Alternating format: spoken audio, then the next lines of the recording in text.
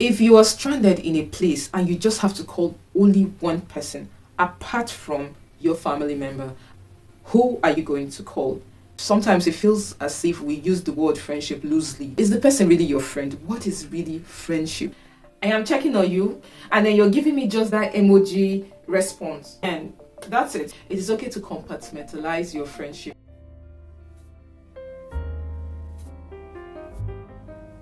Today, I'll be talking about friendship and what I have come to understand about friendship.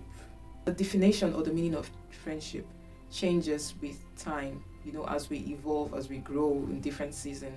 Friendship on its own is quite a broad topic because sometimes you're thinking, is this person my friend? Is this person my acquaintance? I needed to go on this rhetoric question with me, or let's call it a puzzle. I'm going to give you situations or scenario and I'm going to ask you who comes to mind when I play out the scenarios to you. If you are stranded in a place and you just have to call only one person apart from your family member, apart from your spouse, your partner, your kids, who are you going to call?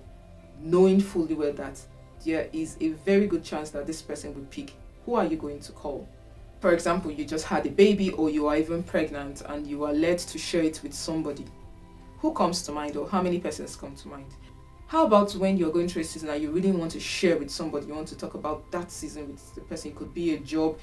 Apart from your family members, you have to call somebody who is not sharing the same blood with you, a friend. Who comes to mind?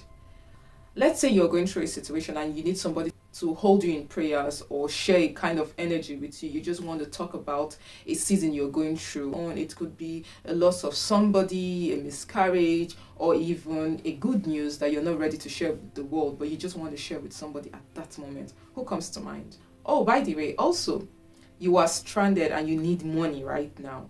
And then you have to call somebody with the confidence that this person is going to either loan you money or somehow provide the money, whether loan or gifts, and you need to call somebody. Who comes to mind?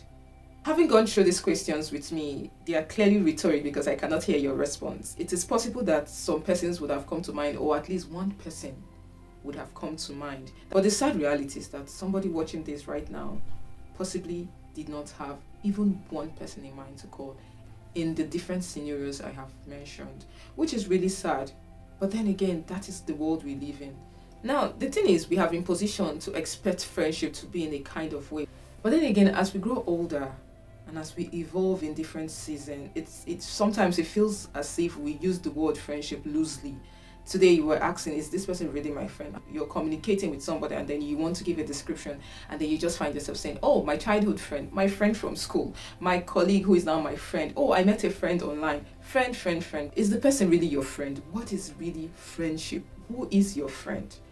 The thing is, our mind has been positioned or structured in a kind of way that we have this very interesting or peculiar definition or expectation of friendship. It is about time that we learn to manage our expectations. It is about time we learn and unlearn what we think or know friendship to be. All thanks to the narrative that has been sold to us about what we should expect friendship to be like. Friendship has to be a specific kind of way, like, oh, I have this friend, anytime I call or anytime he calls, he answers. Anytime I'm stranded, the person literally runs, leave all they are doing and just all eyes on me or all eyes on you. It is about time we learn and unlearn a lot of things about friendship. It is about time we begin to manage our expectations when it comes to what friendship really means or what friendship could really look like. And the interesting part is sometimes when these expectations are not met, we just feel like, oh, this person don't like me anymore, this person is no longer my friend, and then we feel like we're doomed. What I have learned, I have come to understand is that friendship are in different category and it is okay to compartmentalize. It is okay to compartmentalize your friendship, if you know what I mean. Now, the first time I heard this statement, there is friendship for a reason, there is friendship for a season, and there is friendship for life. And I heard this statement from Mel Robinson. Is it Mel Robinson or Mel Gibson now? Mel Robinson. And I heard the same statement from Mel Robinson, and I'm like, This is so profound. It makes so much sense. It is okay when some friendship is for a reason. It is okay when some friendship is for a season. And it is okay for when some friendship is for life. Now, this is the point I find challenging. Categorizing this friendship in each season, because you really don't want to place a seasonal friendship in a life friendship, or you don't want to place a friendship that is clearly for a season or a reason. You don't want to uphold that friendship and force that friendship to be a friendship for life. And no, you don't have to force a friendship that is for a reason, or treat a friendship that is for a season like, oh, I'm just going to use and dump you because, oh, you're clearly for a season or a reason, because you really don't know how life happens. Life is very interesting. What we should be focusing on is being very intentional and sensitive with these categories of friendship. You really want the gift of discernment, which the truth is a journey. Sometimes you miss it, sometimes you hit it. This is where I personally pray for my friends. I pray for my friendship, because sometimes you really don't understand the dynamics of, whoever it is you're befriending at that moment. The truth is, I can be friends to you and then you will not consider me a friend, and that is totally okay, right? However you want to categorize this friendship, you want to do it with respect, with love, with compassion. In as much as you understand clearly that this friendship is for a reason or for a season, it doesn't necessarily mean that you will be rude or mean to this person. But however, it is still okay to be able to read the room, or to, feel the energy. One thing I know that don't fail is your guts. Your instincts. Trust me, it doesn't fail. When you feel like a friendship is beginning to strain or beginning to feel stressful, trust me, whatever it is you're thinking, you see that instinct, it is mostly correct. It is very possible that whoever it is you're trying to befriend at that moment needs time, needs space, or is going through a season and then the person is really not available for you. My point is this: you want to navigate these categories of friendship in love, in understanding, and in discernment. You want to listen to your instincts. And how do we go about it? Let me tell you how I listen to my instincts. Now, what you may be calling instincts is what I call the Holy Spirit. I am very, very big on the Holy Spirit. The Holy Spirit literally is our helper if you are a believer. And the Holy Spirit helps with anything and everything, including your friends. And by the way, it is important to pray about your friendships, because I am a product of a parent or parents that prayed for the friends of their children, if you know what I mean. Wherever I am right now is linked to somebody or a friend somehow who the Lord positioned to, propagate me to whatever I am right now. And some of these friends I would consider friends for life, and some is really friendship for a season, and that is totally fine. It doesn't mean that I'm not in touch with these friends. It just means that we all understand, or I understand that we are all going through different seasons at different time of our life. And then I am intentional about picking up from where we left behind without guilt tripping anybody. I try not to guilt trip anybody, because I understand this category of friendship, or I understand these dynamics of friendship, and I just try to, go along with whatever we have at the moment. One of the ways is this: when I try to keep in touch with you, especially, thanks to WhatsApp right now. WhatsApp just makes you keep in touch with those on your contact, especially if you are clearly not in the same city or in the same country. And then I am trying to, just keep in touch. I am not talking about the whole dramatic long pleasantries. But what I'm trying to say is, sometimes thanks to WhatsApp updates, right? And I am opportune to have access to this person's WhatsApp status. And then you post something and I comment on your WhatsApp status. Why I like the WhatsApp status is, even if you're not always in touch with this person, or you don't have a recent chat with this person, the status update helps you to know, oh yeah, how is this person? Oh, good to hear from this person. That's how I think though. And then the person updates a story or a picture about, something about their lives. And then I go and comment, oh, it's a cute picture of their child or an achievement or just a general story. And in my head, I'm like, oh, I haven't, spoken to this person or just checked on this person. And this is me going to check on you. I am checking on you. First time, second time, third time, you are not responding, or you go ahead, somebody I haven't spoken to in a while, or you have clearly not heard from me in a while, and then I'm like, oh, how are you doing? Oh, cute baby. Oh, your baby's all grown. Good to see you. What's up with you? Hey sis, hey bro. And then you're giving me just that emoji response. Do you understand what I mean? It is different if we already have existing conversation and then the emoji response come. But I'm responding to you, you are totally ignoring me or giving me emoji response. I'm like, okay, maybe this person is busy. First time, second time, third time, man, That's it. My instinct is like, okay, we're not feeding off each other energy, or I am beginning to, it's beginning to feel like I am a nuisance. Because see, I understand we're busy, but man, it's not a case of first time, second time, third time, fourth time, sunshine or rain. If it's a good news or a bad news or something on your WhatsApp status, I feel like it's just okay to say, oh, how are you doing? How have you been too? Just reciprocate the gesture at that moment. And then you're totally ignoring me because I understand we're busy. You are busy. We're all busy. Or you're not even giving off that same energy. After the third, fourth time, that is my instinct saying, okay, girl, you have to take some step back. And that is it. If the person does not reach out, that chat goes to the archive and that's it. It doesn't mean that if for some reason this person reached out to me, I will not respond. Trust me, I will just pick up from where we stopped and I'll respond like we move. Sometimes if I understand that there's been a strain, okay, so there's been a conversation, and then at a point there's like a total silence. And then it turns out that this conversation has not been reciprocal. It was, the energy was on par. And then at a point, it was as if I am responding and you're not responding.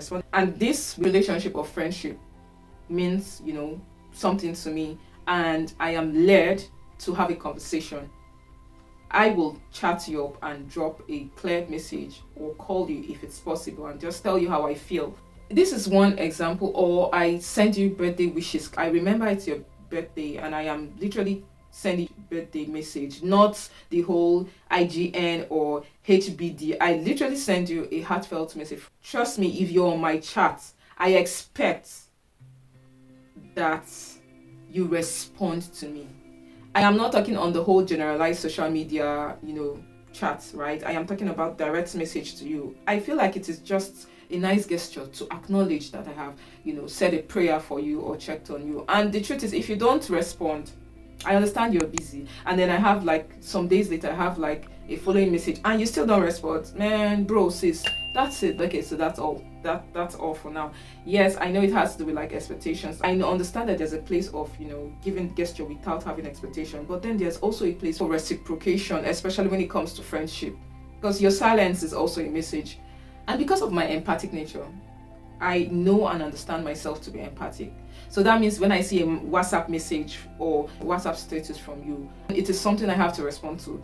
In as much as I know you have been ignoring me, I am still moved to, reach out because I feel like that's an empathic thing to do. That's a nice thing to do.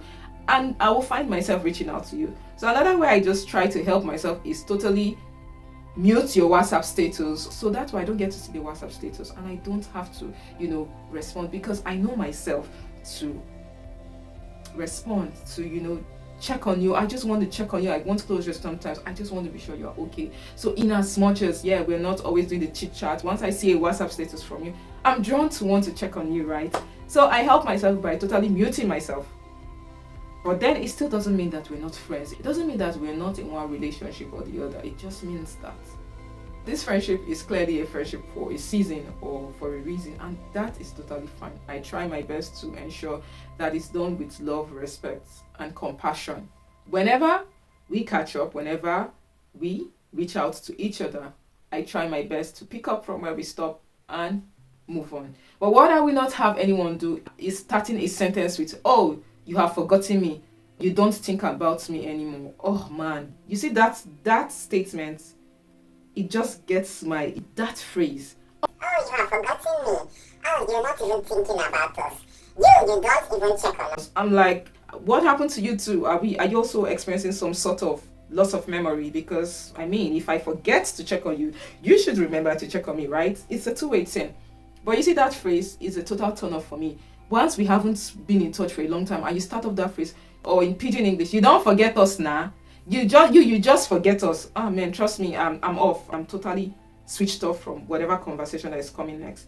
And if at that time I am ignoring the Holy Spirit, I will really, really be unkind to you in my response. So I try my best to hold it and tell the Holy Spirit, help me, Holy Spirit, and then we move from there. So this is how I try to help myself, and this is how my instincts help me. But the truth is, when you feel something, you are totally correct.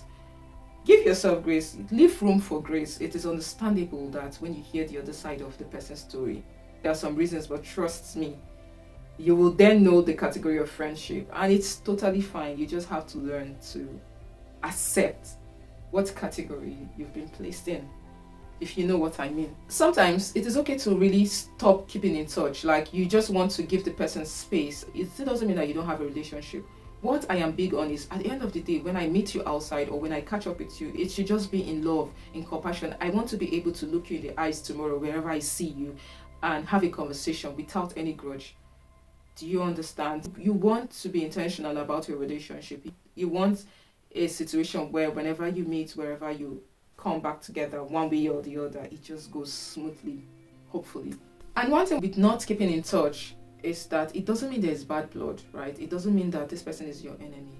That is also another thing. Regardless of these categories of friendship for a reason, for a season, or for life, you don't have to be friends with everyone. But it is really a gift and a blessing if you are able to categorize this friendship. The ability to be able to categorize this friendship is really a blessing. And when you get to that point in life where you can categorize this friendship, it is going to make the situation smoother for you. However, have an open mind. It is possible that a friendship that has been for a season or reason could be moved to friendship for life. Be open, but at the same time, guard your expectation, manage your expectation.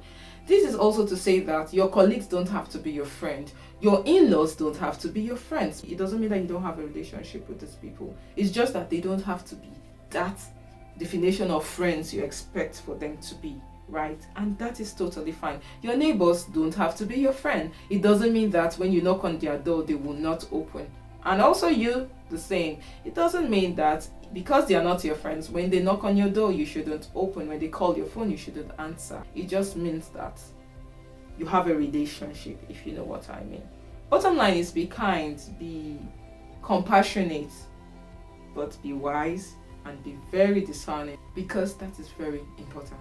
Everybody deserves a very beautiful friendship. Everybody deserves that friendship that is nourishing, enriching. If your friend, no matter how playful you are, isn't nourishing to you in any way or isn't enriching to you in any way, you might have to really rethink. You don't want to get off the phone with a friend and just feel drained. And yes, every person in your life fulfills a particular, reason at a time. I have friends that I call when I need a career boost. When I feel like, it's time for me to start hitting my career, getting back on track, I have friends to call. When I feel like, man, I need prayer, I need you to hold my hands spiritually and mentally.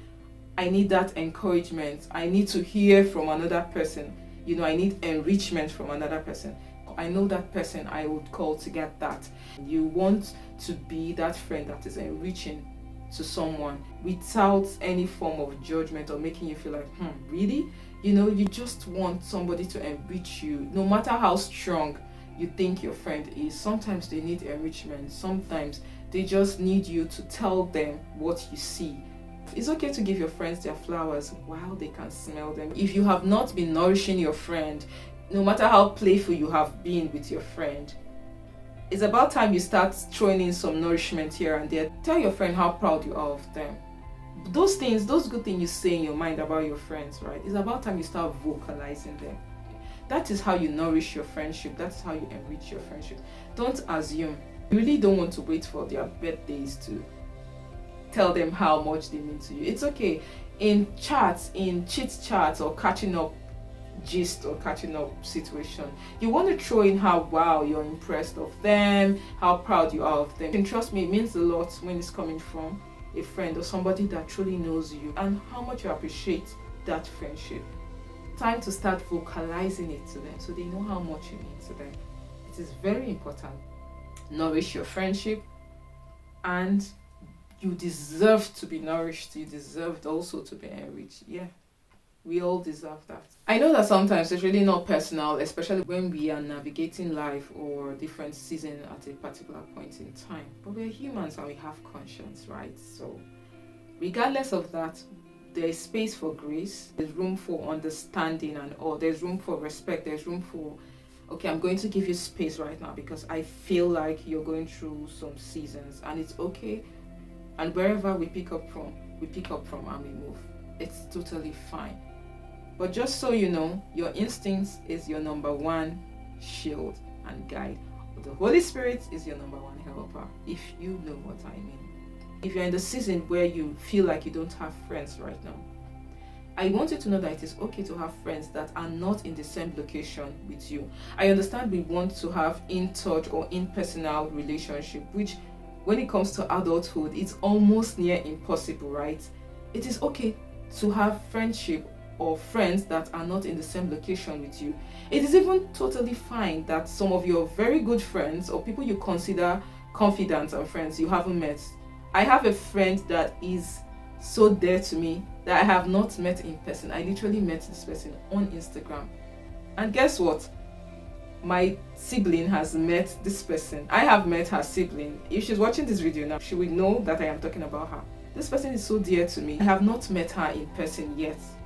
And that is totally fine. When I speak to her, I still feel that nourishment. I still feel that enrichment. I am still comfortable to share things with her and speak to her. But we haven't met in person. And we are not even in the same location, obviously, right? So it is totally fine that you build communities of friendships that are not in the same location with you. Thank God for the invention of technology and internet, where we can easily keep in touch and reach out to these people. So it's totally fine. Have an open mind. However, remember there are categories of friends. As long as you have that one person you can call when you're stranded, even in that foreign location, as long as you can call your colleague, your classmate, your neighbor, and they will answer, that is a relationship you want to also bank on. That is a relationship you want to build. Do you get? So for now, remove that definition of friendship from your head and focus on communities, focus on strategic relationship. So right now you are in a location where you totally don't know anyone. You are in a foreign location with your family abroad and you know no one, but there's a very big possibility that you have classmates, there's a possibility that you have colleagues at work, there's a possibility that you have a neighbor that you literally just say hello, hi to, right? You want to build that relationship without being a nuisance. If there's an opportunity where one way or the other you share contact, keep that contact. You might need that contact one day. The point is you have a contact that you can call. Or you consider joining a club, say a book club, a yoga class, whatever it is your interest is in. That way, there's a chance that you might have an in-person relationship. However, you still want to guard your mind. You still want to be very discerning and sensitive. Point is, remove that mindset of friendship. You want to also focus on communities. You want to focus on relationship, strategic relationships. So you want to be able to call your colleague at work and the person will pick. You want to be able to send a WhatsApp message or a message to your neighbor and your neighbor answers. To have somebody in that foreign location, be it your colleague at work, your classmates. You just want to have another person apart from your family member you are able to call and they will answer. That right there is called strategic relationship. That right there is a way of building communities. No pressures, no unnecessary expectation. You want to manage your expectation. You also want to do it with wisdom. By that I mean you don't want to be a nuisance. You feed off from the energy. If you send a message and the person just goes, oh yes, nice to meet you, oh I have saved your number, leave it at that and respect the person where they are, right? You don't want to abuse that relationship or that communication. So these are ways you can also build communities and relationships apart from the whole friendship tag. As a matter of fact, there are also communities online, YouTube communities, Facebook, Instagram communities where they could have like an in-person gathering around your location. You just might meet up. So you want to just relieve yourself of that friendship tag and be open to building communities. That right there is very important, in my opinion. Build community, and then just maybe friendship could start building. And even with the friendship building, manage your expectation.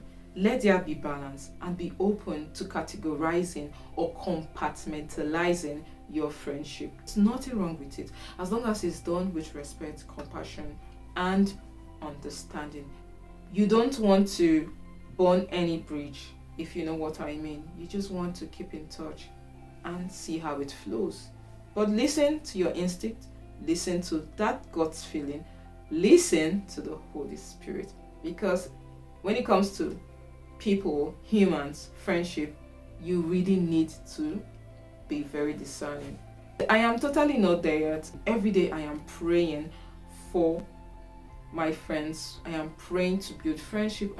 I am praying to build communities. And just so you know, I have also started praying for my children's friends. And so if that relationship is not working right now, you've made a move and it looks like it's not working, don't force it, especially if you know that there is no bad blood and it looks good. Don't force it. Just take a step back, right? Do what you can do, but take a step back. It does not mean you're not going to keep in contact. And yes, I am open to friendship. I have also learned that thing about, in adulthood it's difficult to make friends, or I shouldn't make friends in adulthood. I am very open to building communities. I pray about that every day, and I try to also make myself available to, be a community or a friend to the other person on the other side of the divide. More emphasis on community. What we all need is community and relationship. And you want to build communities that align with your values. You want to be in that space where you don't feel judged or feel strange with you. It doesn't mean that you will not have different values or different interests. That is totally fine. That is where accommodation comes in. As a matter of fact, my friends know that I am a couch potato. Even before I got married, I have always been the person that would choose staying back at home watching a movie than going out partying or hanging out or even eating out. It is really not my thing. I just like the comfort of my space, my couch, my home. It has always been my thing. But it doesn't mean I am not open to the interest of my friend. When the need arises, we have to hang out or eat out. Why not? There are some things I personally will not tolerate, and there is no compromise for that. And if you are my friend, you already know that. But it doesn't mean I am not accommodating or open or respectful of whatever interest that comes with different people or different communities at different times, right? So it is also important to have that in mind. What we need is to build communities. What we need is to build relationships. When you have relationships or communities, you will really not feel alone, or you will not feel like you have no friends. Because in communities and in relationship, the truth is, you would find that some of this emptiness you feel at some season or in specific season, you find that this emptiness is being filled up one way or the other. So let us focus on building communities. Let us focus on building relationship, strategic relationship, in respect, in love, in understanding. And whatever it is you desire to get from somebody, be that thing too. You want a very caring, compassionate, enriching friend. Be that to that person or whoever you come in contact with. Do you understand? And then you also deserve to get that in return. That is the truth, because there's no point where I am pouring into you. I am, affirming you. I am enriching you in every opportunity I can. And I have not heard one enriching or affirming word from you. We're clearly not feeding off the same energy, and man, that is the time where you know where to compartmentalize this relationship or this friendship. And no, you shouldn't get off the phone with your friend and feel very stressed or totally drained. It's different if you're sharing, a tough moment with a friend, or you want to just be there for the friend. I'd rather be with one enriching and uplifting friend than be in 50 or 10 draining and emotionally consuming or emotionally draining friendship. You really don't want that. When it comes to friendship, you really want quality over quantity. It's not competition. And have an open mind. It can happen at every season and every time, and that is totally fine. In conclusion, I would say, do not feel bad if at this point of your life you haven't found that friend yet, or you haven't found that community yet. So look at this point of no friend season to be a point in your life, or a season in your life where you want to really understand yourself, understand what you like, what you enjoy doing. Discover yourself first. Fill yourself with love, with those values, so that when you start building this community, or you start meeting these friends, or building this relationship, you are able to give what it is that you expect in return. It is okay right now if it feels like you have no friends. That is totally fine. But then it is not late. Friendship, communities, and relationship can be built at every stage and every season of your life. And it can happen so randomly. It can be on the train. Fun fact, I met my husband on the train. Aww. Trust me, that story I will share whenever I'm ready to share or whenever we are ready to share. But yes, I met my husband on the train. So it could be random, really. It could be in the supermarket. It could be anywhere. You know what I said about instincts? You know what I said about the Holy Spirit? This is where you listen to your instincts. Be open. It can happen at the most random place. It is not too late to build that relationship. It is not too late to meet that friend. It is not too late at any point to build that community. As long as you are alive, the right time, the right people will come your way. Have an open heart. Understand yourself. Understand what you call fun. Understand what you like, because the truth is what I call fun might be totally opposite of what you call fun. So you really want to know what you like, so that when I'm saying, oh, let's have fun, it doesn't feel like I am speaking jargons to you. Do you understand? So that is why you really need to understand what you like and what your interests, your values are, so that when you're building this community, you put that in mind, or you keep that in mind, because that is really very, very important, right? So it is not too late. Friendship will come. The communities will be built. Just take time. Be prayerful, because that is what I do. I believe in prayer. I believe in the gift of the Holy Spirit.